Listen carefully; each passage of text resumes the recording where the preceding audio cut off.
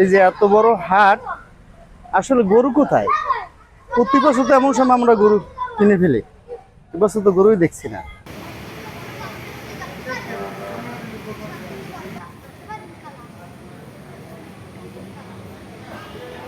গরু দেখা যাচ্ছে না এই বাজারে।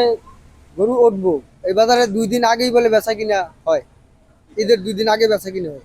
কর্তৃপক্ষ বলছে যে আরো গরু আসবে, ঠিক আছে, গরু যেভাবে হোক গরু বিক্রি হবেই, এই আশায় বানিয়েছি।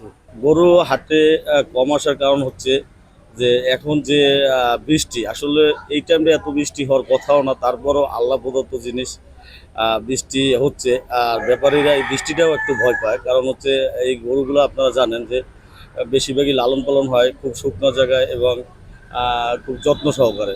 সেই হিসাবে হাট একটা খোলামেলা জায়গা, তারপরও আমরা চেষ্টা করছি হাটটাকে সুসজ্জিত এবং যাতে করে গরু প্রকৃতির যে বৃষ্টি বাদল বা বন্যা বলতে পারেন এ থেকে রক্ষা করার জন্য আমরা যথেষ্ট চেষ্টা করছি।